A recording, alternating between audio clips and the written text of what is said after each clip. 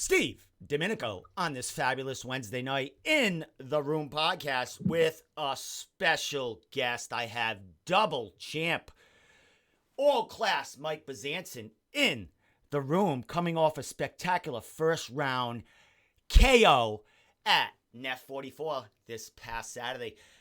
Champ Mike, what is up, my man? Congratulations on a great performance and, making the crowd explode, bro. What's up, brother? Good to be back. Appreciate the thanks there. Feels good to be the double champ. I don't really look at it like that. I just look at it as if it's another fight. It feels good to be just back in there in general and in front of the fans. Yeah, I don't know. Just chilling. Chilling. Well, my friend, it was your sixth time in there, your sixth finish. Did it feel any different? It was your second title fight, second win for a title. Did it feel any different from the last time you were in there? It's been a year and a half. What was the feeling like this sixth time around? Sixth time? Yeah, I mean, to be honest, this one was the most comfortable I ever felt going into a fight. Everything felt right. From walking into weigh-ins and then walking in the arena fight night, everything was calm, cool, collective. I got to walk around, see everybody, well, most of the people that were there to watch me fight. And it's one of those things, if you give it all you got, I mean, it's all going to fall into play that night anyway, so there's no need to stress over it. Well, first fight back in, a year and a half, first card for NEF. You are in a new gym, my friend. You are at Burgess MMA. Let's talk about that, the change. We had an interview before this fight, a week or so out, man. Talk to us about the change and what led to the change in camps. Change in camps. This one was, obviously, we knew Duncan is predominantly a ground guy, strong guy against the cage. A lot of his fights have been won on submission, and this fight camp, as opposed to the last ones, we pretty much drilled day in and day out on the wall, getting me pressed up against the wall and defending against wall takedowns, and also ground game defense. It's pretty much predominantly wrestling takedown defense is what we were trying to get after the most at this camp in particular, because that's obviously the opponent we were going against. Well, I just flashed a picture of some of the Burgess personnel, some kids in there too. You have all walks of life in that place, and a lot of established pros in there, man. When I heard you were going there, before we interviewed, you were with Greg and at his gym for so long, being brought up, and then you mentioned Burgess. I thought maybe something was going on with Greg, and there is. He retired after the fight. So was that something that you knew about? So the change had to come anyway down the line, that you had to kind of find a new home to get this work at? I had no idea until probably, because me and Greg talk on we talk very frequently. I only found out about a week before the fight actually happened that he was going to retire from the MMA side of the gym, because he's still got his Japanese Jiu-Jitsu school going. But yeah, I found out, it was a surprise to me for sure. And that's not the reasoning for moving to Burgess. The reason for moving to Burgess is because I had obviously moved to Manchester, New Hampshire, and that's the gym that made the most sense to me. And the first day I went in there to kind of feel it out, I mean, I got hooked right out the gate. So that's the reasoning behind the transition into gyms. Now, I have his post up. He put a post up there, an emotional post about, retiring and talking about you and all the things that you set out to happen for you in your career. And, it was a kind of great send off for him. You had a lot of, I would imagine, training partners that you kind of grew up with, or they grew up with you, that fought that night. So it was a special, special night for everyone all around. You had a lot of young amateurs there that I, never heard of, some making their debuts, man. The gym in a whole performed incredibly well. What are these other kids, ladies and gentlemen that train there, where are they going to go as far as to get their MMA work? Because you said he's still going to be doing, some sort of martial arts within within his business, but where are they going to go now to get that work? Is there a plan for them, or is that something you just don't know? I'm not too sure where they're gonna end up. I know that a lot of them are going. I think at least 4 of them are going out to college. Obviously, school's starting back up soon. I know multiple, like, none of them are going to the same school, so they're all going to different parts of, I think, Maine and New Hampshire. So I'm sure that they will. I mean, if they have that heart for it, they're going to continue to do it no matter where they are or what the severity of their jeez, I don't even know what I'm talking about anymore. It's so, dude, I know exactly what you're saying, man. I don't know. They end up somewhere. I just went way up and then lost it. It's gonna be that Irish whiskey you're sipping. I know. It's gonna be the Irish. I don't know where the hell they're going. I know that I did tell them we had a great family, like a team family gathering the other day. It was for dinner at Giuliano's house. All the fighters that night got together. We had a great time. And I did explain to them if they have any questions or any time they want to come down and train over here just to get some mat time in, I'm always open. But yeah, wherever they go is totally up to their decision. Excellent. Well, there's a lot of affiliates, a lot of friends of yours, a lot of gyms that are, people come, jump around, get that work in there. So they're going to fall in place. Like you said, if they have the passion behind them, they still want to continue, they're going to find their place to do it. So let's get to you, my friend. A lot to prove on Saturday night. You were going into and, facing the champion. And, dude, let's talk about it. You did basically everything you said you were going to do in there. You were looking for that finish. You were looking for that next title, and you were looking to do it in spectacular fashion, which you did. Let's talk about it, my friend. Right off the gate, we knew what he was looking to do. He was looking to close the distance, get a hold of you, and take you down. Let's go from there, brother. I have the fight. I'll stop playing it while we talk about the entrance to the cage and, the start of that fight. All right, yeah. So right at the beginning, behind the curtains where nobody can see, it was very, very close. So the red corner and blue corner they were only divided by like a loincloth thickness of a curtain. It was so tight. Like you could see the other corner getting ready. And when I was waiting to walk out with Nate, Romano, and Greg, Duncan was standing there like staring at me through the curtain, and you could see it clear as day. I mean, I actually even said, "Good luck tonight, brother. Are we touching gloves?" He said no for whatever reason. Obviously, he's probably just concentrated. Said all right, and then that's where it all started. I was still calm, cool, and collective, just excited to get out there, feel the crowd's energy, and just feed off of it.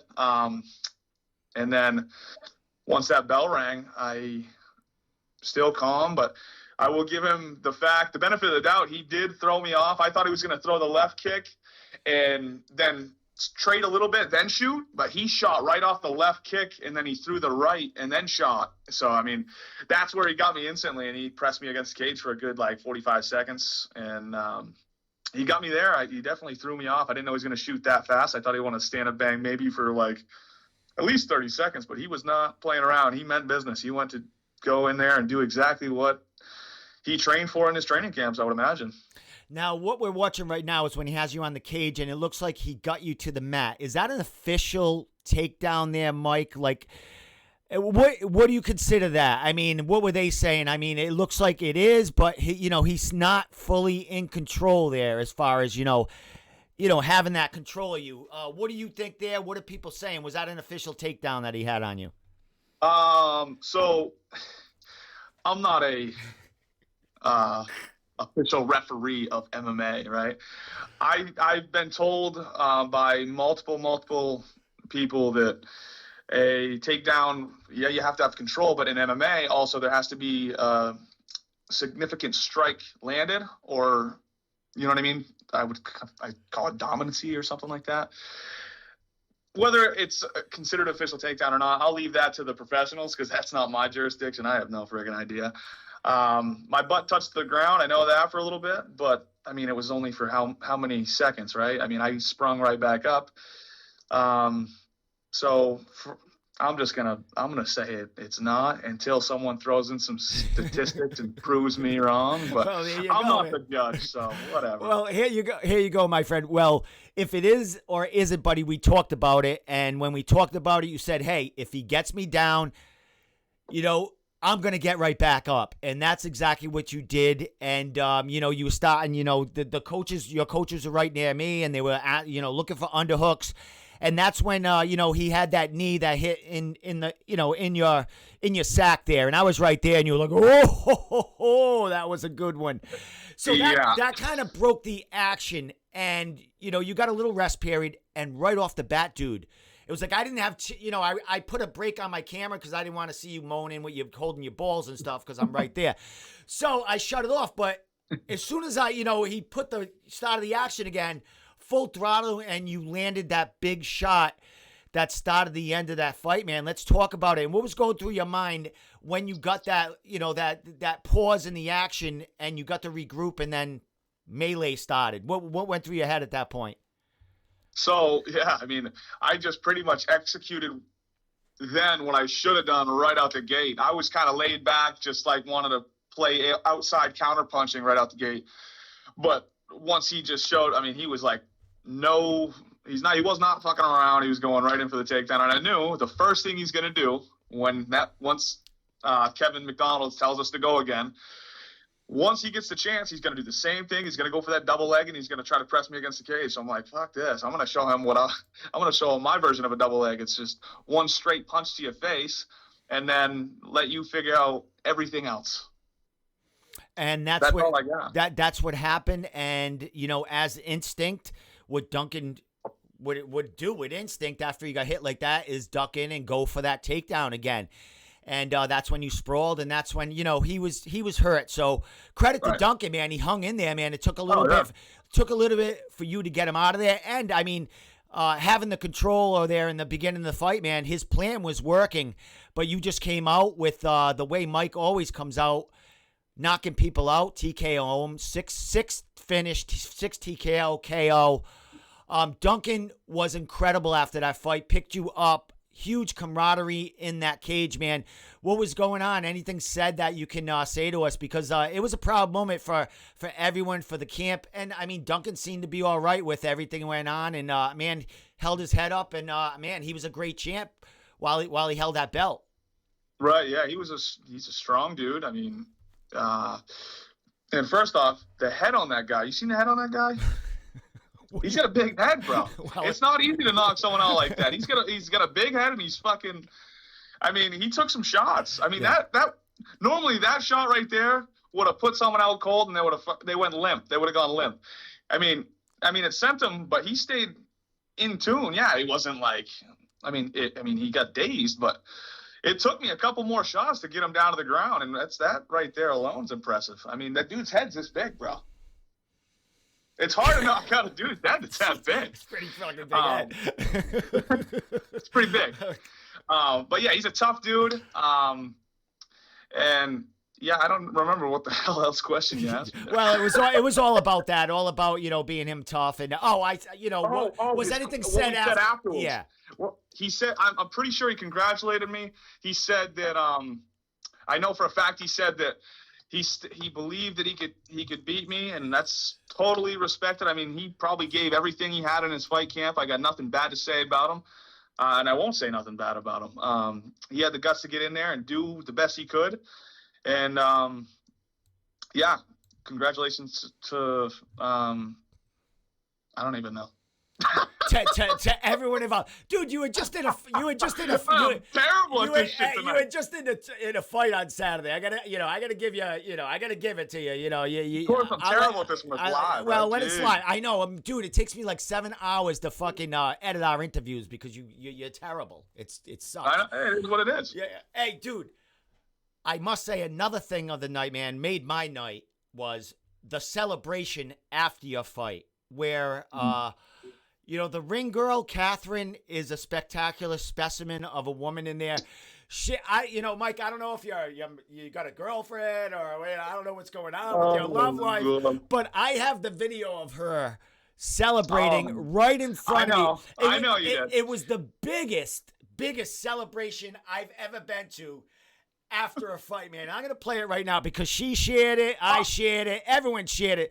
So, dude, you had no idea this is going on. So I'm going to play it right now as we talk because you're over there still celebrating, woo, woo. And this girl's beautiful bum is right in my face. Dude, this is the funniest part, dude, because I'm over here winning my second title on a knockout, and you're over here celebrating a booty. Dude, I couldn't help it. It was in the middle of my shot. It was like unbelievable. So, Mike, I put that out, and instantly I'm getting messages more about the girl's bum than you winning the title and all that stuff. I mean, I guess next time I win a title or win in general, I gotta shake my ass. Well, either way, man, it was a great performance, and it was a great after win. I don't even know what to call it. I feel like you, man. So, all right, brother, let's move ahead, man. You win that title. You got 2 titles on you. You're 6-0 now as an amateur. You had a year and a half off because of, all the stuff going on. Neff's got a card, I do believe, in November. You own the Combat Zone title, which they have a card coming up. A whole bunch of other amateur promotions, pro and amateur mixed, have cards coming up. There's belts open everywhere. What are you looking to do? What's going on with you as far as, what you're looking for next as far as your career? There's nothing set in stone yet. Obviously, I don't want to give anybody any false information, but what the goal is, what the plan was, and still sticking pretty much to it, is the next fight, I plan on going professional. There's no set date. We were thinking about the October 29th card for Combat Zone, but that's not set in stone yet. Specifically because we still have we actually have 3 people fighting out of Burgess so we got 2 people fighting, which is Sky and Romano's fighting September 11th in Vermont, and we have Tim Karen fighting September 18th. The gym's focus right now is specifically on those guys' fights, which makes total sense, and then we're going to figure it out from there. But plan on going pro. Nothing set in stone yet, but obviously I'll let you know as soon as I figure it out. And obviously the close family members and close people to me will know as soon as I figure it out as well. Excellent, my friend, man. We can't wait to see when that happens. And, giving up them 2 belts, we're going to have some other new contenders coming up and being able to, fight for them belts, man. A lot of great people have held them. It's great that all these cards are opening up, and it's great to hear that you're going to be making your pro debut on one of these great promotions in the area. Dude, as far as Burgess, man, how they feeling about having you aboard? I mean, you talked about them, training with them. How important is it for them to have you in the camp now? Because now you get to help these training partners you just talked about get ready for fights, man. So how important is that for them? I wouldn't say importance though. I wouldn't say importance a word, because they were doing absolutely unbelievable before I even got there. I would say that it works out great for both of us, because that's just I'm another body that's there day in and day out grinding, and it's always good to have that energy. You know what I mean? It's always good to have somebody that comes to the gym and is giving it their all, just like the other fighters that are in the gym. You know what I mean? It's always good to have an extra body that's giving it their all, because that's what's going to make you guys, or whoever it is, progress even better. That's exactly why I've progressed over the years. It's just people pushing me to the limits and just giving it their all. And I thank them for where I am today. I couldn't have done it by myself. I know that for a fact. I know it's only a one-on-one sport, but you can never get there by yourself. I mean, that's the beauty of it.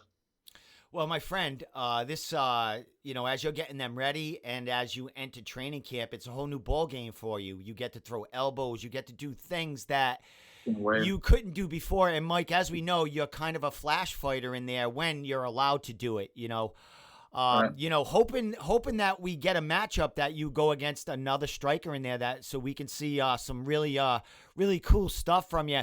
Is what are you expecting to, well, you probably already have it added in your arsenal, but is there anything that you're looking forward to be able to throw when you're allowed to do everything in that cage? I can't wait for elbows.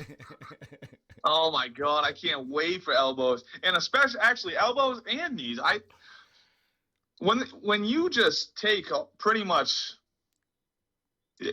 I'll use any limb to hit you. It doesn't matter what I hit you with. I'm just going to, it could be my forearm. If I can hit you with any body part, it's going to hurt. That's my goal, is to hurt you. Shoulder strikes. Because you can't even, actually, a lot of people don't know this. You cannot even throw shoulder strikes in amateur.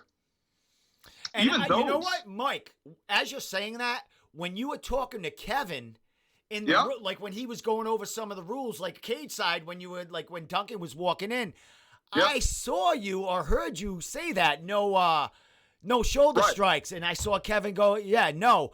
And that's right. I mean, for you to even think of asking that, as far as an amateur, man, I mean, you are ready for the pros. You know what I mean? You know what I mean? I would hate to have a John Jones type situation where my only loss is because of an illegal strike. That's absolutely ridiculous. So that's why I asked him every single thing that I would have possibly been able to throw or tried to throw him. Because when you're clinched up on the cage, those shoulder strikes are they're very effective. Yeah. That's why I asked. And same with up kicks. If I did end up being on my back, I wanted to make sure I can up kick without getting penalized for it. So yeah, I can't wait to be able to throw knees, especially. I don't know if you saw me, but after I stunned Duncan and he went for the double leg and came back up, I got a clinch and I hesitated and I wanted a knee so bad. And then I just stopped myself and redirected. I got to give a shout out to your photographer there. What's his name and his website or his business? business? Joe Vigor. You can find him, Joe Vigor, on Facebook. I'm going to play them pictures as we're talking because I already played them once. I'm going to play them again. He sent them to me today because he's a spectacular photographer.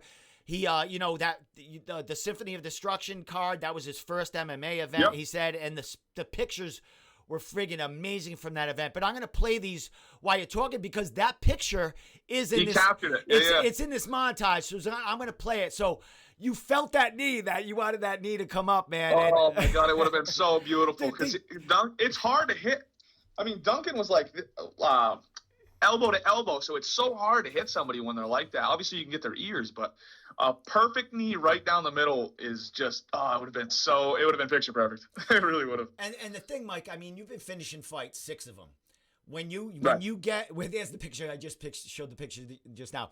When you're allowed to do all that stuff, man, it's going to be scary, dude, because you're finishing people with with things you can't do in there that you have in your arsenal. When you have full allotment of skills in that cage, man, it's going to be a scary thing watching you, maybe slice people up a little bit. I hope the hell so. That's what it's all about. So, Mike, last couple of things before I let you give you a shout out to stuff. I met your mom, cage side. Did you ever? That's how I got this shirt. I thought it was your sister at first because I was like, you don't look old enough to be his mom. Awesome shirt, man. Look at that. They're the new shirts, by the way, the new Room Podcast shirts. I tried to sign it, Mike, but Travis gave me a limp fucking Sharpie. Oh, it's on there. It's on there. I just can't wash it. All right, my friend. So, dude, she tracked me down as I was walking by. I was going to get a beer. I think a couple of fights before yours, right? Yeah. So I'm walking by her side. She's like, hey! And I'm like, she goes, I'm Mike's. And I thought she was going to say sister. And she said she was your mother. And I was like, oh, my God. Blah, blah, blah. And then the first thing she asked me was, do you have a shirt? No. I said, yeah, I do. It's right here. And she goes, sign that thing. That's so funny. Do you remember, actually, this is how calm I was, dude. Remember before the fight even started, I looked at you and I said, you got my shirt? Yeah. And you said, your mom got it. In the cage. Only thing I was thinking about is the shirt I needed. Where's that fucking shirt?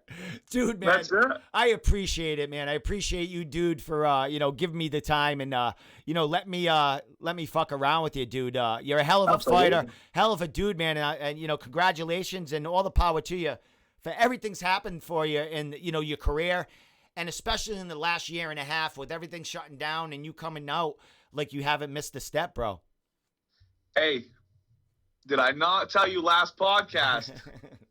First or second round TKO.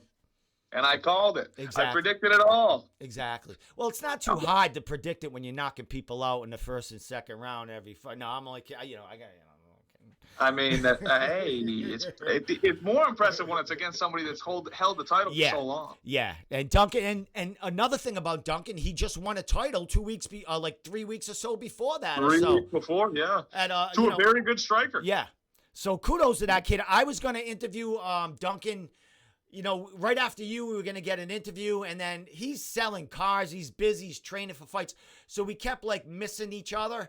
But I'm sure he's going to come back, and maybe he'll go pro, or maybe he'll get one more fight as an amateur to maybe have that belt to go into pro again. I don't know what he's going to do, but I'll get a word with him down the line and talk about the experience and what's next for him, because he's a good dude. And he is, man. I got nothing against him, and I actually, me and him have spoke words through Facebook, and he was really looking forward to stopping me in my tracks for my streak. But he's mentioned that he plans on going pro too, and obviously that will be it looks like he's going to stay with it, which is great. I'm excited for him too, and I can't wait to see what his future holds.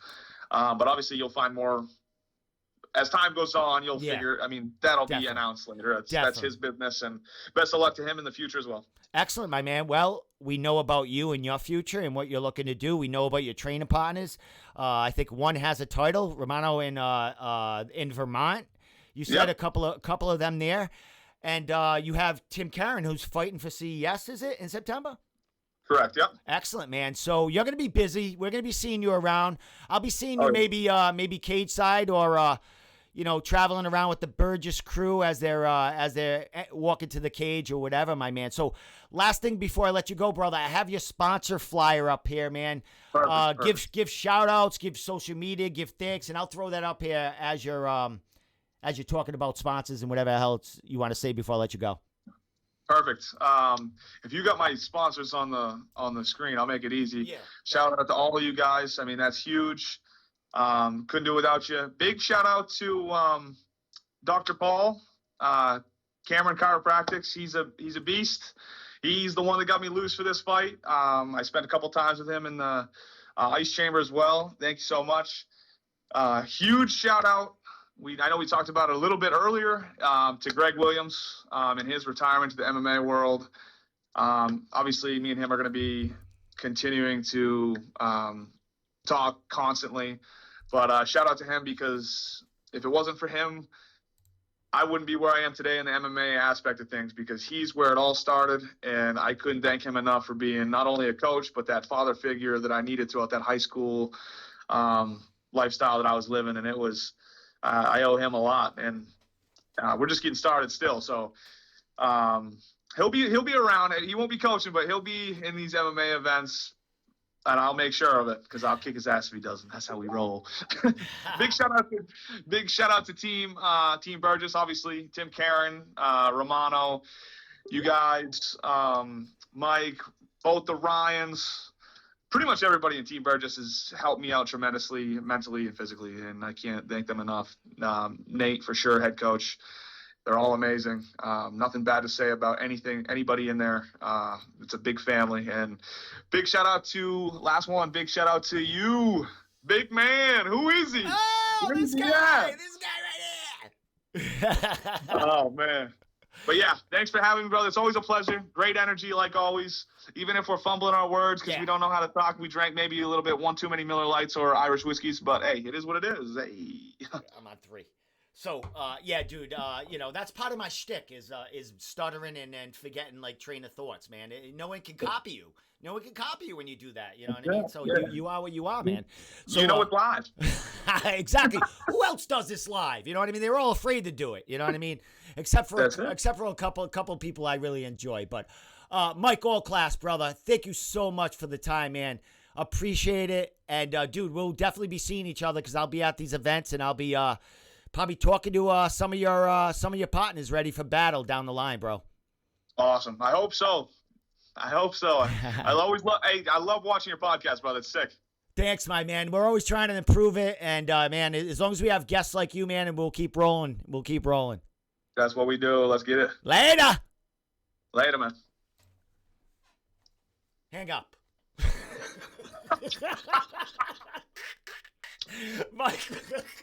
Mike Bezanson, all class, man. That was awesome shit right there. He's still on watching me right now. Mike, you can stay on all night and watch the show from there if you want, but I might as well, right? But yeah, have a good one, brother. All right, later. Mike Bezanson, man, all class, and he's all class, man. I have a ball with that kid, man. Mike Polvere is calling in like a couple of minutes. I gotta get all of Mike's stuff off here, his text and stuff like that, and I gotta get all Mike's stuff up here. Get ready for Mike Polvere. This is why I need. Oh, there it is. I put the fight card up there. Put that up there. Oh, that's wrong. Can't put that in Mike Polvere text. There it is. What else we need up there? Is the logo. Where is your logo, Mike Polvere? There it is. I got it all there.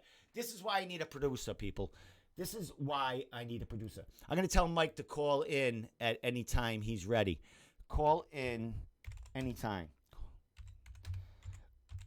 So if anyone would like to come down here on a Wednesday night for like an hour and a half and just press buttons and, get the next caller ready for me while I don't have to do it and look like a schmuck. But it's all right. I don't get paid for this. It's a hobby, so it doesn't have to be perfect. So, but if I can get someone down here, I'll give you I'll smoke pot with you or something, give you a beer. I'm not paying you because I'll just do it my fucking self. You'll get some credit for helping me with the show. And I'll give you a shirt. So with that said, anyone wants to come down here, you got to be cool, and I might put you on the mic to be my what's Joe Rogan's guy? I can't even fucking think right now. So all right, call in when ready. All right, so I'm sending Mike Polvere a message right now. So as Mike Polvere, we're getting ready for him to call in. I have his fight card here.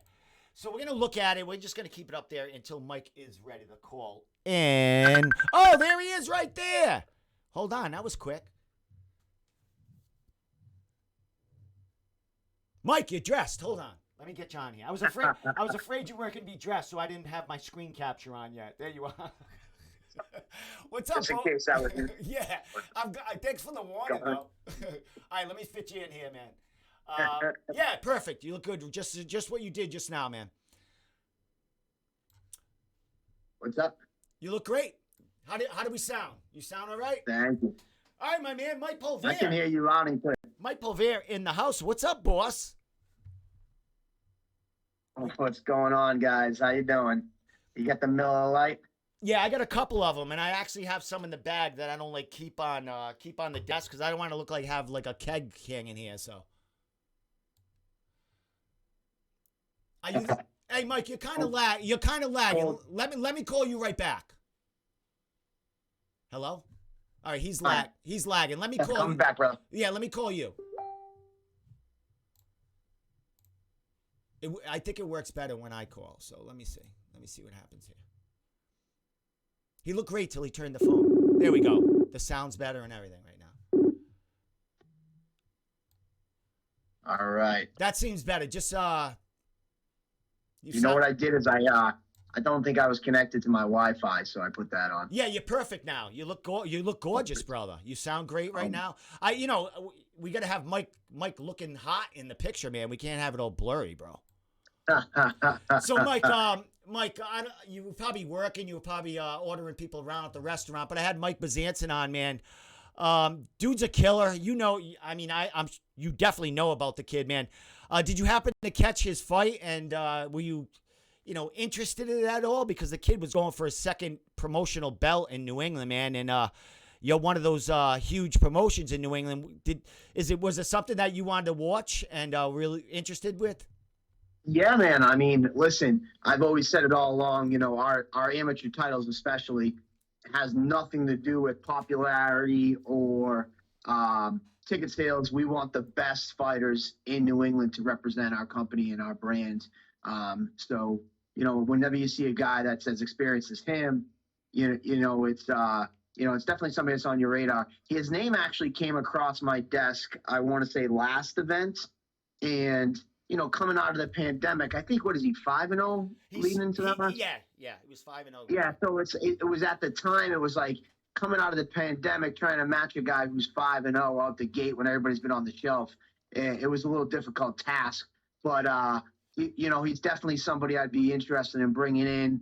I caught a couple seconds of his interview when I got the notification. And is that gym breaking up or something going on? He moved from Greg's gym because Greg was retiring from the MMA side of the camp, beside of the gym. He's still going to be running his martial arts part, but as far as the MMA portion, he is not going to be doing that. So Mike moved to Burgess, but it wasn't for that. It was just because he needed to relocate because of work, and he moved. Yep.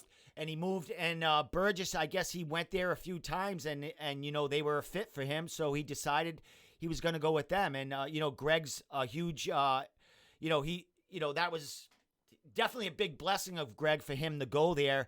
And Greg's still going to be a part of his career in some form, but yeah, Burgess is his camp now. Yeah, so, obviously, like I was saying, I couldn't, coming out of the pandemic, getting a guy got 5-0, getting him a fight, it proved a little difficult, so I wasn't able to pull anything off. But with that being said, I do know Jack Congdon, after his last fight, was looking for a 170-pound amateur title dance partner. He said he's turning pro.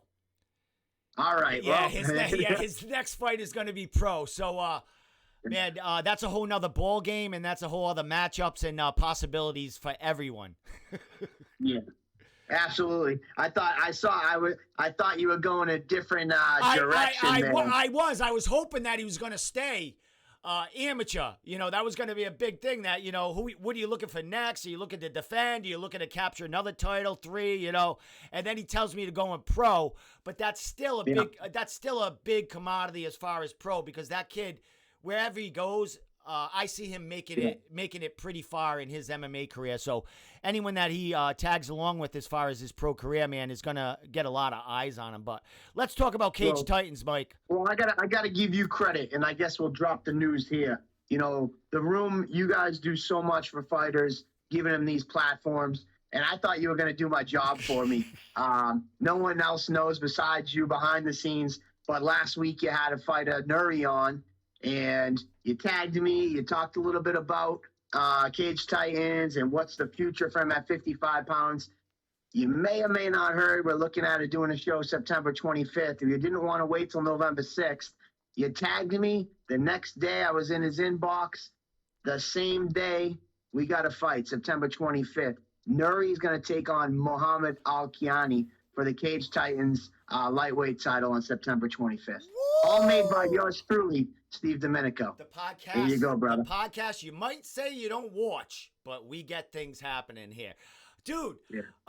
It's funny because the way he was speaking, he was going to take a little time off and then, come back. But he mentioned Mo. He mentioned Chris. He mentioned all them top 155ers.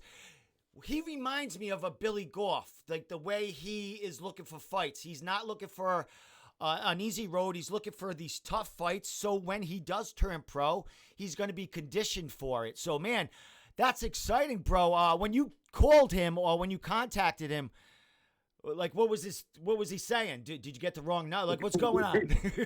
I just like, hey, listen, brother, like I saw you, I think I share you do a really good job. Like, let's be honest.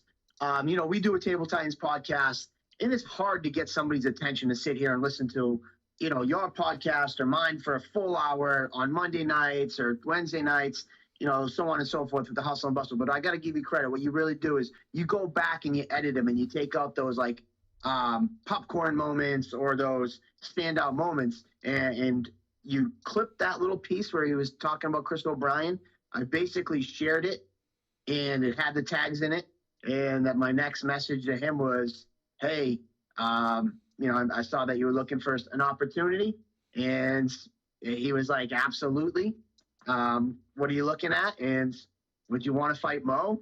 And I hit up Mo, and they were like, because Mo wanted to fight on this card, but another one, an 8-1 amateur. Like, everybody's been on the shelf.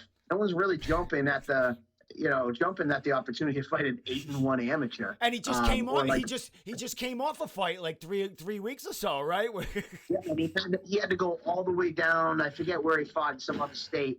But I've always talked to his coach, and after Mo came to Cage Titans, speaking of guys who like killers, Chris O'Brien coming off his loss, he wanted to fight Mo Chiani. He searched out Mo Chiani and was like, that's the guy I want to fight because I only want to test myself against the best. Mo's another one. He's tried to fight killers, but no one wants to fight him. But, when somebody calls your name, you got to answer that call. And the fight's going to happen September 25th. Excellent. Well, Mike, we talk a little bit, a lot of it behind the scenes, and you did mention a little that this fight could happen, and I kept the beans to myself. What's funny is you talked about the little clips that I put out. I put it on Instagram, and I put it on Instagram stories. Instagram stories, I have to say, people watch that shit like crazy. That and the Facebook stories, because it's almost like they're not being seen. They watch them so they don't they're like watching them without you knowing they're watching them. You know what I mean? Like that's how people. So I put them up there. And the funny thing is Chris O'Brien liked the post, and he doesn't like much of much stuff because it's not much about him and stuff. So, but I put it up there. He liked it, and then Mo made a comment. He put an emoji, and I couldn't make out what the emoji. I screenshot it and everything. I was blowing it up. I'm trying to figure out what he put it there. I don't know if it was hands clapping or something. Oh, but the pray hands. Oh, it was a pray hands. Like, right, thank you, or whatever. So I was like, all right. My wife's, it's 2 hands touching, she said. Oh, is that? There's her praying. Laundry room. She's hiding herself behind the door. Get that camera away from her. She don't want her yoga shorts on the camera. But yeah, so softball and we won. So why not? Hey, Mike, I feel special. Your wife isn't even on Facebook, and she's on my podcast.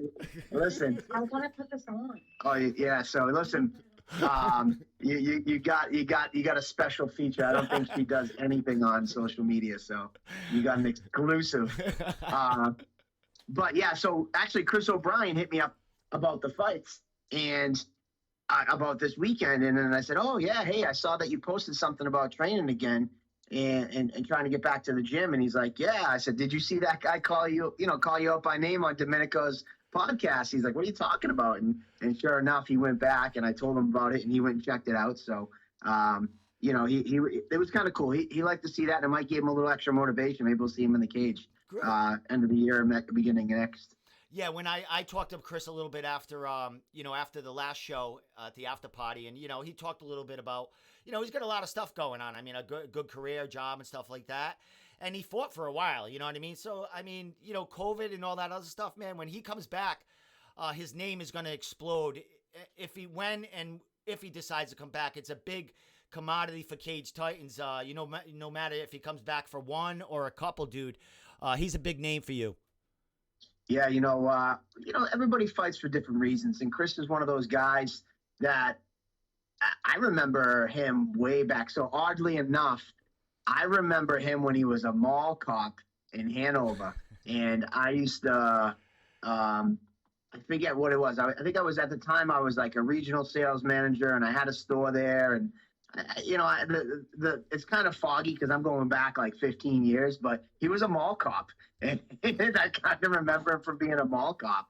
And then he was a chubby fat kid, so to speak, and I'm not insulting him because he knows this, but he was a mall cop, and and then he started training and he started getting in shape. And he was one of those guys that he really didn't know if he'd ever fight. And then he had one, he's like, I'll just do one. Then one turned into 2, turned into 3, turned into 4, and the bug bit him. I think he said he never really intends to go in pro. He was just going to have some fun, test himself as a man. And, and he's a dispatcher for 911 and stuff like that. So, he has a career ahead of him that, fight was just kind of like a fun type bucket list thing. Good. I know he's an integral part and helps you out with stuff at Cage Titans and is a good friend of yours. And, that support, just helping you out and helping the gang around the team, man. He's an important part of the Cage Titans crew in and out of the cage, Mike. So, dude, we talked about... He wants to match make. That's his ultimate goal. I saw him, and he did make a couple of matches in the past as far as, coming to you or speaking to other fighters He about? made his last 2 fights. He made himself with Matt Bina and Mo.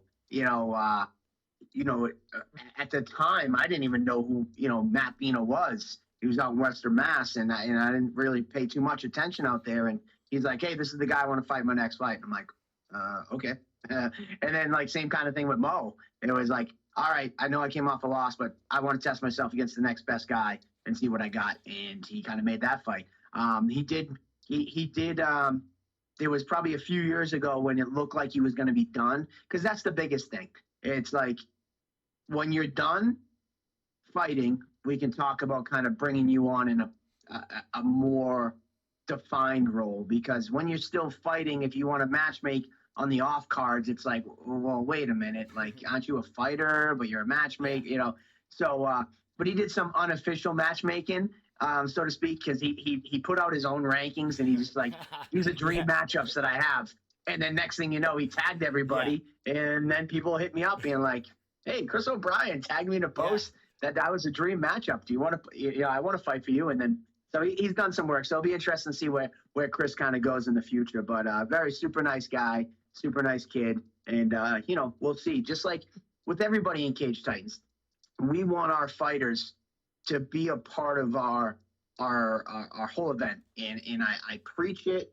And people might get sick of it or think it's marketing, but we are Cage Titans. Everybody, I want to be a homegrown talent and do more than just fighting. I want the fans to know who these people are outside just punching each other in the face. And then as you see, like in our commentary booth and, photography and everything we do, it's like, we want our people in there. We could go out and get, UFC fighters to commentate or big names to commentate to kind of get some buzz. But it's like, no, man, like this show, Sean Lally is going to be commentating. Ken Moy is going to be commentating. Andy is our staple homegrown talent. On the pre-show, we got you.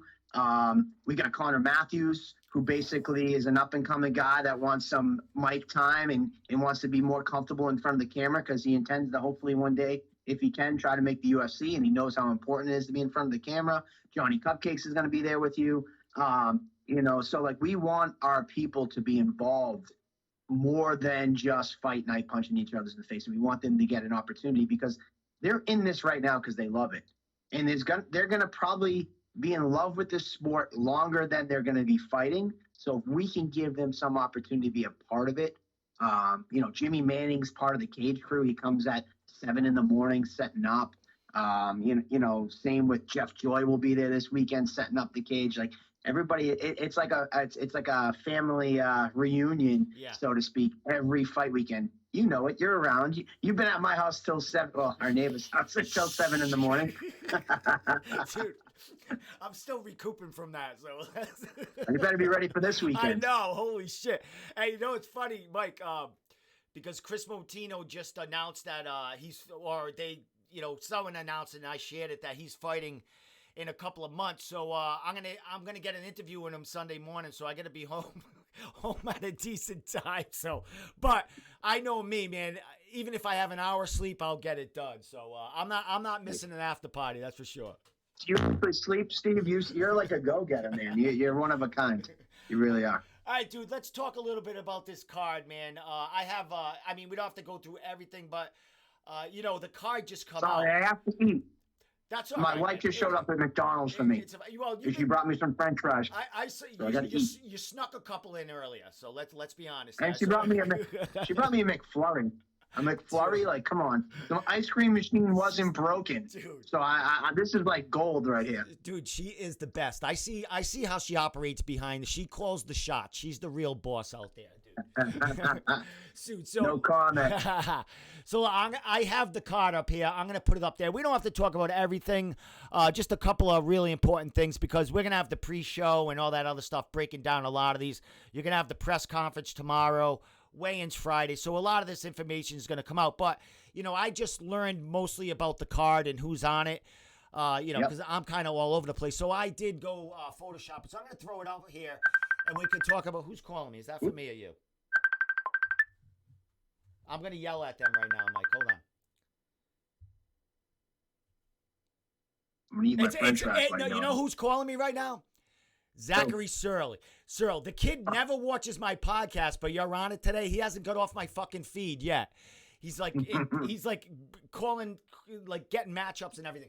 So, Mike, let's get to this card, man, because I have it up, and I would imagine this is the order. The way that you had it on the website is the first fight is Muay Thai fight. Joey Rogers taking on Steve Drayton. So that's a Muay Thai fight to start the night off, just like we did last card, and then work your way up all the way to the main event. So the main card starts with the title fight, their flyweight amateur title fight, correct? Yeah, man. Nate Russell taking on Joe Poirier. I mean, like Joe Poirier. I mentioned Jack Congdon earlier, who kind of like exploded on the scene and is looking for a title. Joe Poirier is kind of the same way. He came right out the gate, 2 first-round finishes, and just smashing guys. And like, I'll take on any and all comers. His opponent fell out last show before COVID, and he was only 1-0 at the time. And I remember he was like, I'll fight Nate Russell. I'll fight David Durao. I'll fight any of these guys. And I'm like, dude, you're 1-0. Like, let's kind of go a nice step up. He didn't care. And he's just a killer, and he's hungry. And then you look at Nate Russell. I mean, Nate Russell's 6-1. He's been fighting since 2015, I think, or 14. His only loss of his career is to Richie Santiago, who's now an 8-3 pro who fought in Dana White's Contender Series. So, like, he's been the top dog for many years in New England, and Joe's looking to kind of take him out. Joe came and picked up some extra tickets the other day, and I think his quote, and I can't really exactly quote what he said, but part of it was something about grinding the old man to dust or something like that. Because Joe's just a young, hungry guy, and you got Nate, who's kind of like the savvy veteran who's been around for a while. He's a little older guy, and yeah, man, that should be a fun fight to open up the main card. And you mentioned, Nate. He's been an amateur since 2014, and the last fight was against Richie Santiago, which coincidentally enough was the flyweight title, amateur title at Cage Titans in 2015. It was the last time Nate fought for you guys. It was the last time Richie fought for you guys. These two guys are back 6 years later, and Richie's co-main event, and Nate is fighting for a title, man. That's a great storyline. I mean, it's really pretty cool. Good. And think about Nate, like what title, like all the titles he's had. I mean, I'm pretty sure he's had 2 or 3 other amateur titles. And I don't want to speak for him, and I'm a little biased, obviously, but I feel like, in New England, if you're a title holder, you probably want to hold the Cage Titans title. And again, I'm biased, but, I feel strongly that our titles are the strongest in New England. So I'm excited to have Nate come back, and, he's collected some other belts, and he's coming for the top belt, in my opinion. Yeah, and he's got to get him back. And he's got some work in recently. He went and he fought in another state, and he got a win there. So he's got the cage dust off, and now he's ready to get back in there, dude. So I think he trains with FAA, Nick Newell's gym or over there. So you're gonna have a lot of them eyes coming this way, man. So kudos to you, bro. You've been getting a lot of those Connecticut fighters in lately, from Underdog, the new amateurs, and now. Their most seasoned amateur coming in with Nate. Yeah, what's cool about this fight, too, is that Nate trains with David Durao, and David Durao was supposed to fight Joe for the title pre-COVID. And then when this show came up, Dave was like, listen, I think when we made this fight, Dave had already scheduled a fight in New York, I want to say. Or he said, I have something in the works, and Nate's been on the shelf a little longer, so I'd rather step aside, give my teammate the fight so that he can get work in, because I have something that I'm already in the works for. And then obviously, like, Dave was on your show, or I think you shared it, where he's going pro. Yeah. So kudos to him. Dave's a super nice guy. Dave will be at the show. He's actually cornering Nate. But it was nice to see, a teammate kind of stepping aside and making way for another, putting his own personal gain aside for a teammate. And it's kind of not reminiscent, but like it also rings true in the main event. I announced on Monday that the main event's going to be for the lightweight title, which was held by Dan Dubuque. Dan Dubuque's managed by the same team, Carlos Correa, as Darius Estelle, and Carlos came to me and was like, listen, Dan's he just got married. He's got some other things after he won the belt. He really hasn't been back at Cage Titans. Not that he doesn't plan in the future, but he'd be willing to step aside to make way so that Darius could fight for the title against JoJo. And then I had a decision to make, and we made that fight happen for the title instead of just a regular 3-round fight. Well, Mike, those beautiful new belts are going to get some work, or at least one of them Finally. is going to get some work in Finally. here. It's so funny. I spent, whatever, the money doesn't matter, but I spent a good portion of money on these brand new pro belts. Once you see them, there's the weight to them, the detail, they're multiple plates. It's a really well-crafted belt. It's a new company I worked with here and made in the USA. Beautiful belts, but I got them right before the show. Yeah. Right before COVID. And then next thing you know, it's like COVID hits and I got this box full of brand new belts. I'm like, all right, cool. Let's polish it off and do a title fight, our first show back since COVID. Then the guy, Nate, unfortunately didn't make weight. So it made it 5 rounds, but not a title.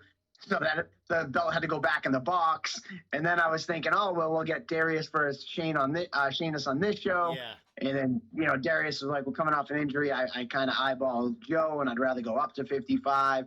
So I'm like, all right, put the belts back in the box. I was hoping that Perrin would defend, and he would actually defend and win and get – I shouldn't say win, but if he defended and win, he would have won the new belt. So, there was a lot – I'm like – put it back in the box. Put it back. Open the box. Put it back. So I'm like, screw it. It's burning a hole in my pocket. We haven't seen too many of the pictures. I mean, you sent it initially out when you came out with them, when you were supposed to have that card in April of I don't even know what year it is anymore when that was happening. And then, recently on the Cage Titans site, you did put the belts up there. They even get tomorrow, so you'll get some pictures. Maybe we'll put them on your waist and get some pictures. They might shine the shit out of my fucking my lens, man. They're gonna be like gleaming like diamonds out there. They come with like travel bags and everything. It's badass, man. I'm excited for them. So, dude, man, you have this big title with Joe coming back, man. It's nice to have Joe back in the cage. He's a great commodity of your promotion. He sells a ton of tickets. He puts eyes all over that. You have the stream coming. Before we talk about the stream, we'll get talk about a couple of more fights, because I do have the video of your website and how to click on the stream and all that. And I want you to I want you to explain it, because I'm going to put this on Spotify and they're not going to see the video. So if you just talk them through it, they'll be able to know what you're talking about on the just the audio stream. But as far as, Joe fighting for this title, man, that's a big to do for him. Good for him, man. He's a big face of Cage Titans. It'll be nice to see him come and get a belt he once owned. Yeah, so it's kind of cool. I think Joe posted today. He fought 5 years ago for the amateur title, and that's when he won it. So here he is 5 years later fighting for the Cage Titans. And obviously he hasn't fought since before COVID for Cage Titans, but he was active in other LFA. He didn't have the greatest success in LFA, but, for me, when this whole opportunity with Carlos, vacating the belt for Dan so to make room for Darius, it's like when you think of Cage Titans and you think of the lightweight division, you probably think of Joe Giannetti as, one, and you think probably Peter Barrett, you might think of Zach DeSab. So it's like he's been a staple for a long time. He's 9-4. His resume speaks for itself. He was on The Ultimate Fighter. He was in the main event, the Ultimate Fighter finale.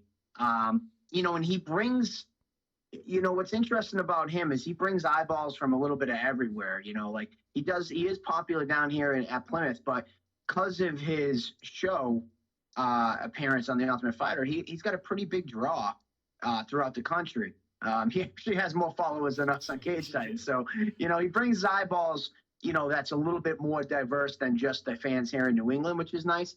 And then as for Darius, I mean, he took out Joe's opponent, an undefeated Zach DeSab, gave him his first loss of his professional and amateur career, because that came into the pros at 5-0. And then when he fought Darius, I believe he was 6-0, so 11-0 combined, and Darius knocked that train out. So not knocked him out, but he knocked that hype train like kind of off the tracks. And Joe later on that night was the co-main event. and he won his fight against Conor Barry in the co-main event. So these guys kind of had their eyes on each other for a long time. It just never happened, but it's finally happening, and I'm pretty pumped. I mean, I think that, you know, for Darius, this is a huge fight for him. You know, if you look at Darius at 7-3, he took out Zach, an undefeated fighter, a few fights back. You know, in 8-3, if he wins this fight, it would have win over Giannetti, the likes of the win over DSAB. I mean, he could be looking at the fall time fighting on the Contenders type series. This is one of those fights that could catapult him. And then as for Joe, you know, he wins this fight. He's 10-4. He beat a 7-3 guy. He's right back in the mix. You know, as you know, maybe getting a shot at the Contender or whatever. I don't know what would be next for him, but you know, it puts him right back on the right track. Exactly, and he's been doing the right things. You know, like you said, he didn't have all the success out of New England, but he's been doing the right things. He's been, you know, training hard. He's at AKA, and well, he's back now, getting ready, you know, for weigh-ins and stuff. But he never skipped a beat, except for, you know, the hiatus with all the shit shutting down. But the kid's always had the goal in mind, whether he lost or not on the way. His ultimate goal is to get back in front of Dana White in one way or another. And, you know, this is a big step for him to wear that new gold if he comes away victorious. And, Mike, I have to say, I mean, you know, as far as I'm concerned, and I cover your show, you are, you know, the top promotion with the eyes on it, getting, you know, fighters noticed because, you know, you are, I mean, you got CES and you have other promotions, but your promotion develops them from the beginning stages a lot of times, and they grow up through you. So these fighters, they just gain like so much notoriety through your promotion, and man, they love fighting for you because they know they're gonna get that feedback. They know they're gonna get that promotional push from you on, and if they win, man, they're going to get the eyes that are going to take them farther in their career. Not saying that there's other promotions that don't do that, but Mike, you know, what you do for them with, as far as like all the banners, all the videos, all, you know, the hype shit that you put out daily, it's something special to watch, man. It's, you know, watching ESPN or, you know, the UFC kind of, you know, market themselves, man, only on a smaller scale. Well, you know what? Obviously, my background is marketing and sales, and you know, my story, I've told it a million times. And you know, like my first fight, when I fought, I got a yellow piece of construction paper with a Word document printed on it, and it was like, I'm supposed to sell tickets off of this. So I designed my own poster and I put it out there, and I sold a shit ton of tickets. And you know, listen, what these guys do is incredible. Being able to fight. And put on a show, it's something that not many people can do, and not many people get the opportunity to do. They're living out a dream inside that cage. You know, some people might say, oh, it's a fist fight, it's barbaric. It's not. It's like, you know, whatever they might say if they don't like MMA. But these guys are living their dreams, and girls. I mean, this is something that they aspire to do, and I want to make sure that whether they're a first-time fighter, a one and done, a future UFC fighter, amateur champ, whatever their goals in this sport, for this one fight and them putting all that on the line, all the sacrifice, I want to make them feel like the biggest superstar that they can. And I make that is my personal goal every time we put a fight on. And hopefully it resonates with these guys. And, you know, you see guys that come back and it makes me feel so nice when they speak highly of us. And then also when they come back to us, because obviously we're doing something right and it's paying off in terms of, just like Joe Penafiel comes on your show and how speaking so highly of how we treated him. And I'm like, that's what I do this for. I do this for those type of things. And it's not much else. Anybody in this sport of MMA, they're doing it because they love and they're passionate about it. And that's myself as well. That's why I started promoting fights and started my own company, because, you know, some people get into this because it's just business, not here at Cage Titans. You know, that's my soapbox on that. But we're going to treat you like a superstar no matter what, because you're doing something much of the population will never do, and you're putting it on the line for entertainment. and you put your body on the line. You're sacrificing for weeks on end for that one moment to shine. And I will never, ever forget what these fighters do for us. I've been there myself, and so I know what it's like. And everything we do is to put those guys first and girls first. And we're going to continue to do that, whether you're an out-of-stater or you're a hometown hero. Like, it does not matter what the story is. For instance, you know, like tomorrow we have the press conference. Like, we specifically fly in the out-of-state fighters early just for the press conference because we want to make sure they're there. In addition, like, if you and your opponent can't be there, we won't have we try not, and I'm not saying it's never going to happen or it hasn't happened, but if both sides can't be there, I would rather not have one guy there because I don't want to come off as favoritism where you have one guy there for the press conference, not the other. You know, it actually happened with Nate Russell and Joe Poria. So tomorrow for the press conference, we have Giannetti and Estelle, we have Richie and the party, and we have Xavier and Shane.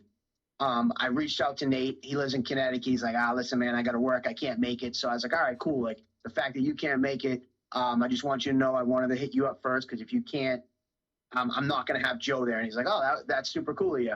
And it's just like, that's just something to me. Like, either all or you're none. Yeah. You know, it's the same thing in the back room. You know, you've been a part of that. It's like we interview every fighter after their fight.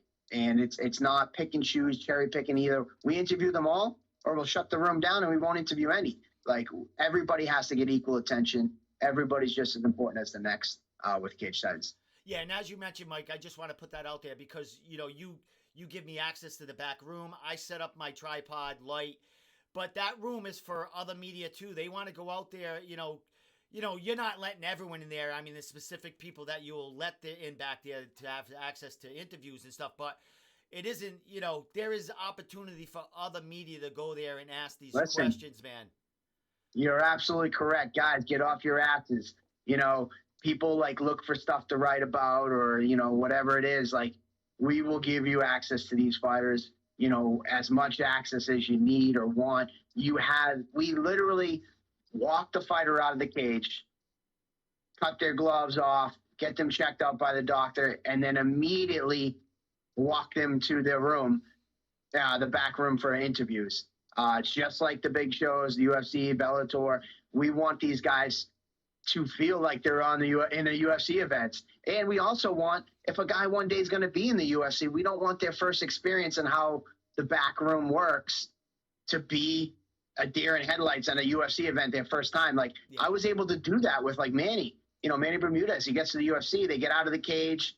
There's an accountant right there having you sign your checks and paying you. There's a doctor right there giving you, you know, checking you out. There's a guy cutting your gloves off, and then they're immediately off to the interview room. And it's like, that's how it goes. And you don't want to be caught flat-footed when you're at the UFC. So we want to give those guys that same kind of experience here at the local level. Excellent. So go ahead. as you said, media, anybody can go back there. Don't be afraid to get there. Because, listen, Steve, just like you guys, like, some of the media, you know, other media outlets, they might not be comfortable in front of the camera. And one day they might get their credentials for a UFC or a Bellator event, and they want to be stumbling the first time they're interviewing friggin' some big guy in the UFC and look like an idiot. No. So, you know, get your bearings at the local level, and it's cool, man. So this is not just for the fighters; it's for the media as well to kind of get their chops in the interviewing game. Definitely. Well, Mike, you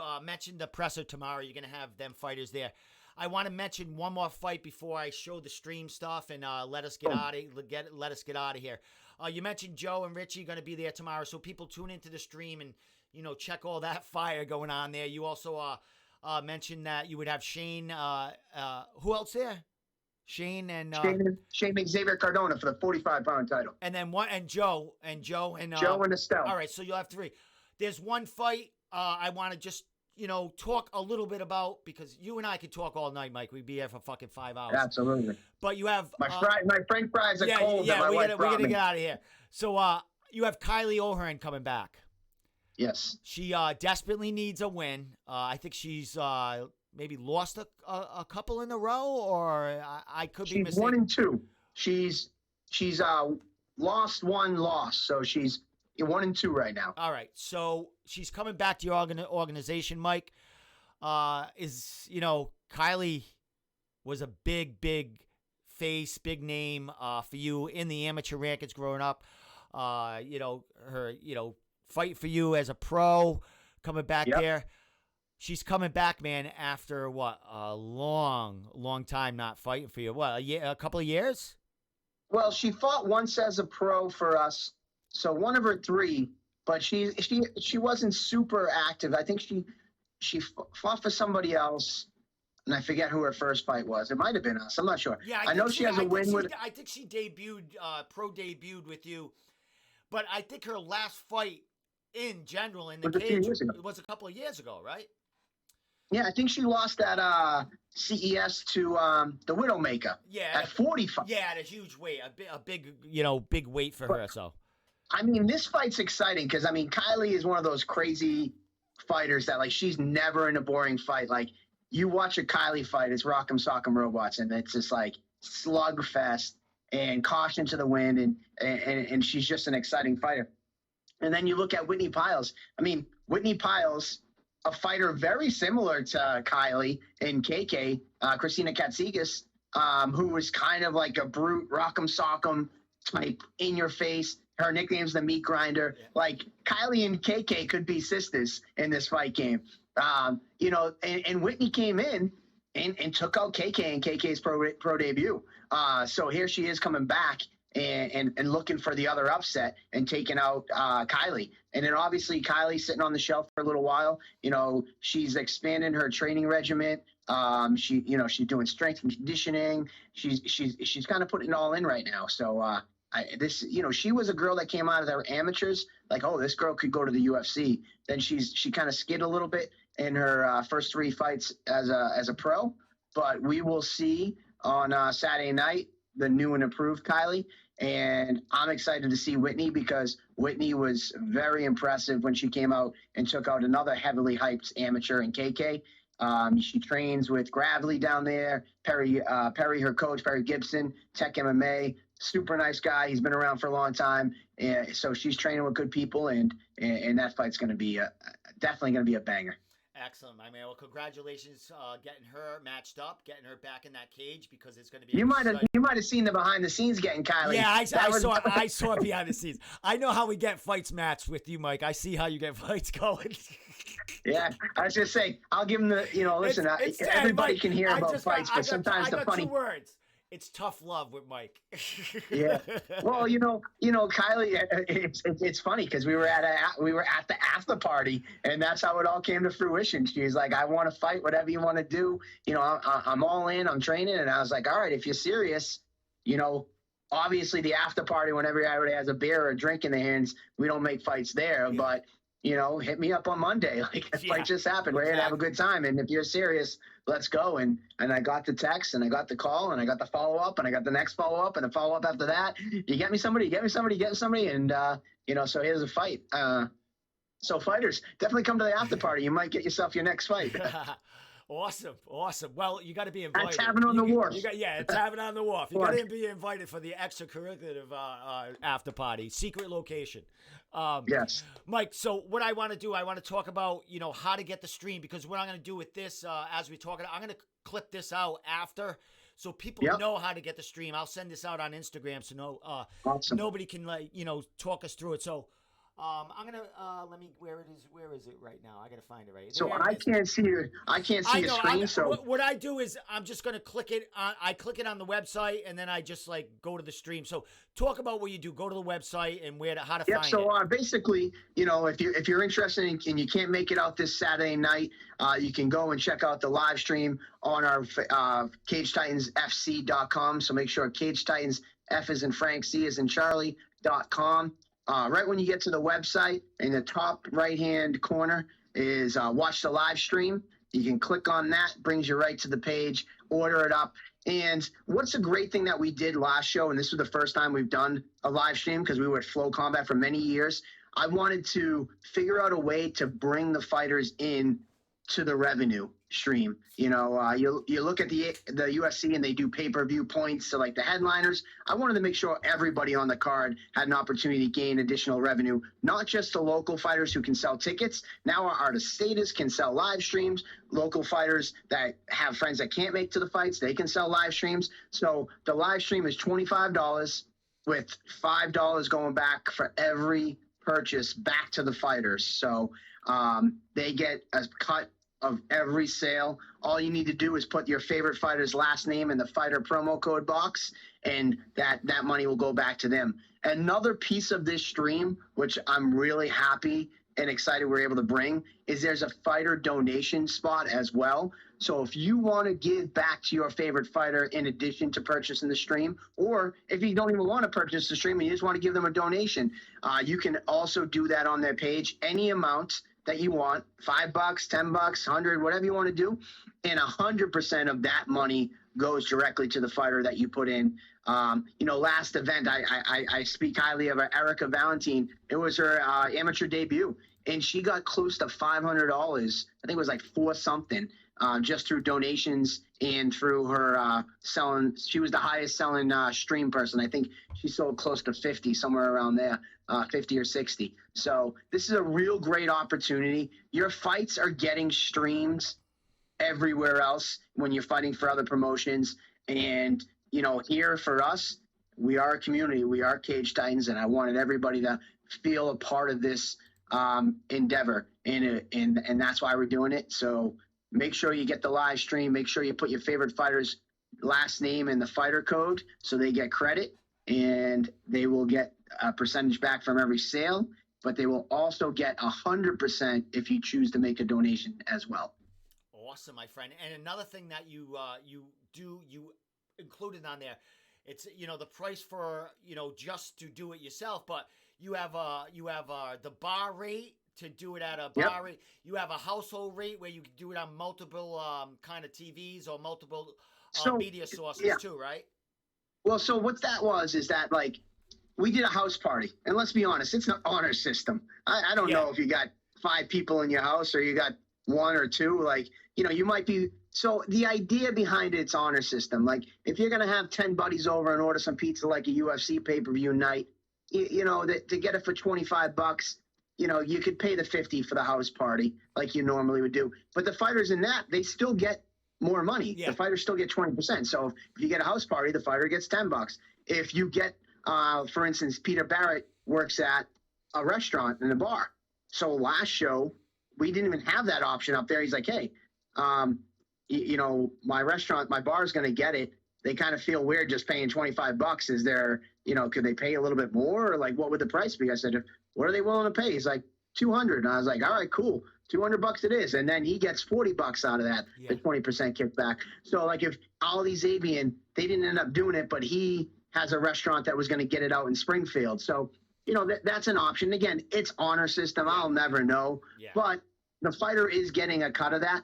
And then the other additional benefit is, if you're doing a house party, we will share out, hey, maybe on the broadcast, I think there's a couple little notes, like, I forget what the exact reads are, but if you get a house party, we'll give you shout outs on the broadcast, and we'll share your pictures if you tag us from your house party on our social media. And then at the bar, if you rent it from at the bar, we will announce you and share on social media that for people who couldn't come to the fights, you can go watch it at Barrett's Ale House or Main Street Sports or, one of those places. So we will give them some additional push for purchasing those streams. And again, the fighters are getting tied into this, and I think it's important.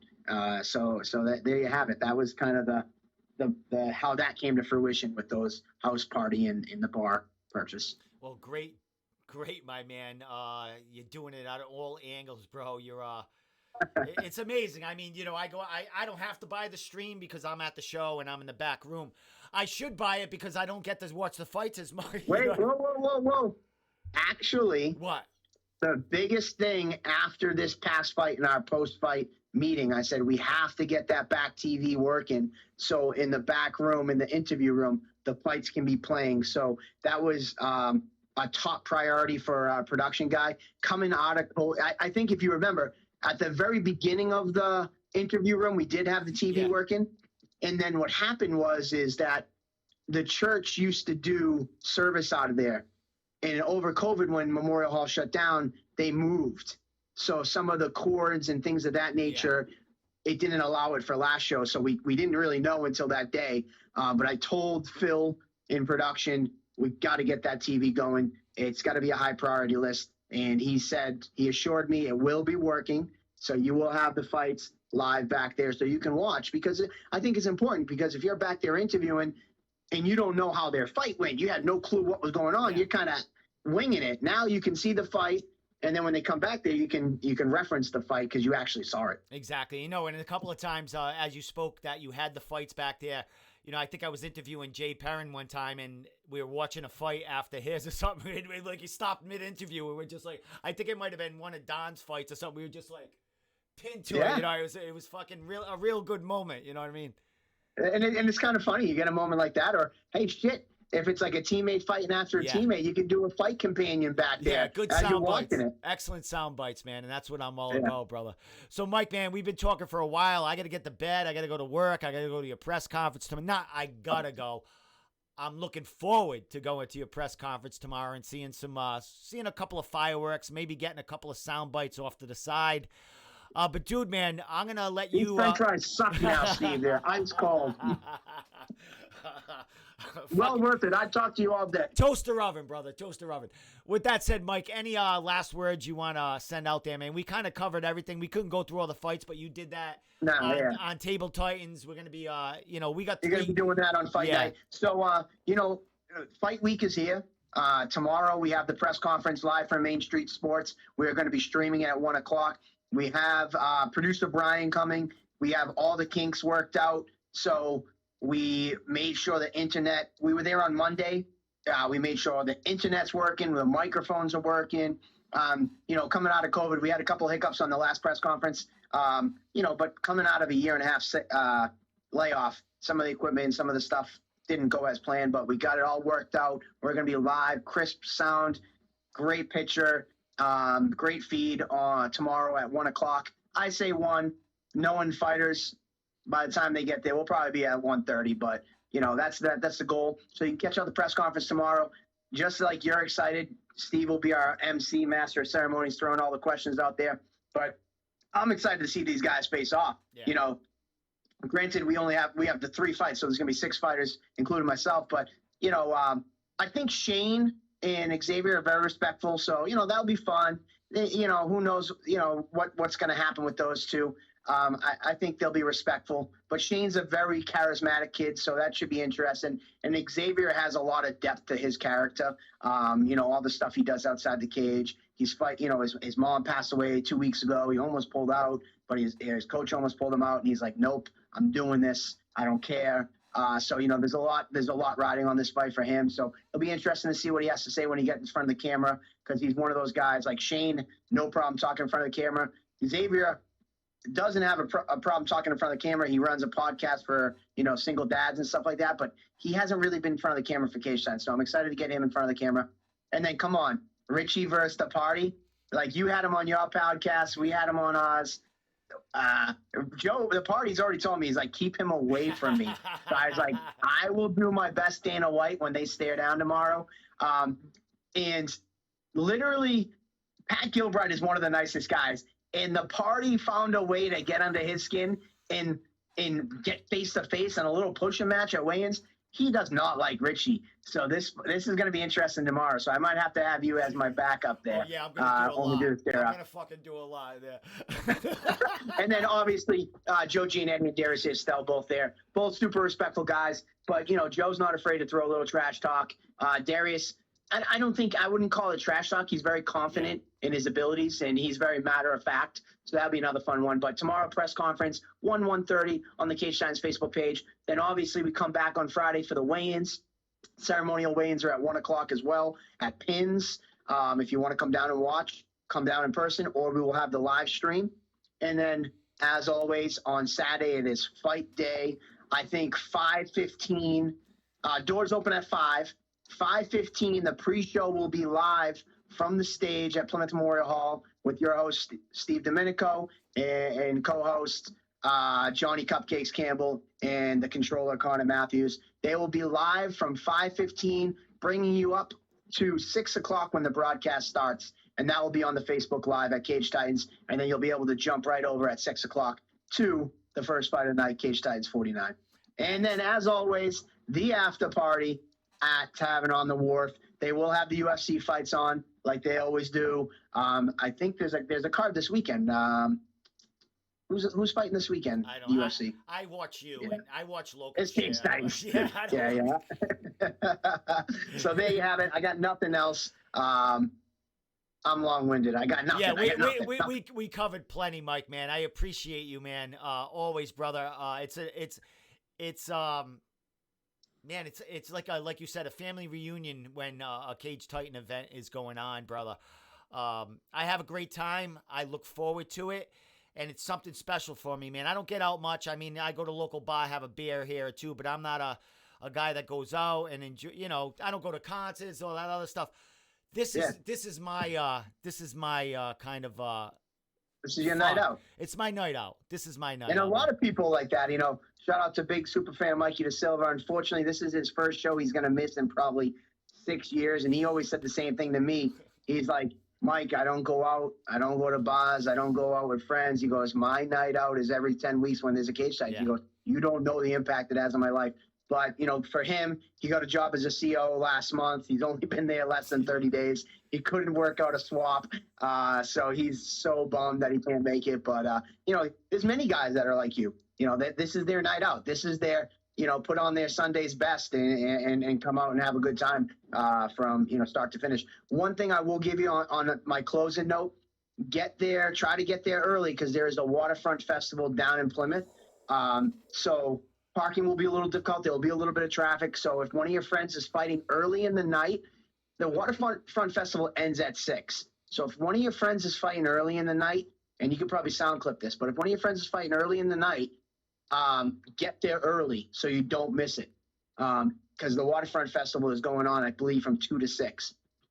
With that being said, if one of your friends is fighting later in the night, main card or something like that, I personally would suggest if you don't want to be there or you don't care about the early fights, come a little bit after 6 so that you beat the traffic and you get some good parking. Because the waterfront, there's going to be that little sticky time point. The waterfront festival ends at 6. We start at 6. People are going to be coming to Plymouth trying to find parking at 4 because the doors open at 5. So if your friend's fighting later in the night, I personally would suggest coming later in the night. You don't got to be there right at 4 or 5 for doors open. You don't got to be there right at 6. Let that 6 o'clock, once the waterfront festival ends, let those people get out of the way and then make your way down. Just a suggestion. If you want to sit there for all the fights and sit in traffic, by all means. That's just my little tidbit of information for you. Awesome. Well, there is a stream available if you get stuck in traffic. All you have to do is go to CageTitansFC.com and you get the stream and watch it until you get to the event, man. So it all works out. You got it covered. Yeah, there you go. And I know that there's a couple party buses coming down too, so awesome, you can man. put it on the TVs in the party bus on your ride down. Here we go. There you go. Excellent, my man. Well, Mike, man, a pleasure, bro. I got to get going. I got to get to sleep. I got to go to work, and then I'm gonna come hang out with you tomorrow, man. I'll see you tomorrow. You definitely will, Mike. So, dude, thank you so much for all the info tonight, and you have a good night's sleep. Thank you to your wife Shelly for letting me borrow you tonight, man, and making her my French fries, making her cameo on my podcast. The first time we've seen Shelly on social media, unless she's yelling at somebody in the back room for being stupid. Yeah. All right, guys. So I'll talk to you guys later. Thank you so much, Steve. We'll talk to you soon. We'll see you tomorrow. Have a good night, man. Peace out. Later. All right. With that said, let me get guest capture off. Great podcast tonight. I had on Mike Bezanson, all class to start the show. Mike Polvere from Cage Titans to end the show. Great conversation. I had Zach Searle tune into my show tonight. That never happens. And, because he says this is a kind of low rate kind of podcast and he's above me. So with that said, I'll see everybody next week in the Room Podcast. We out.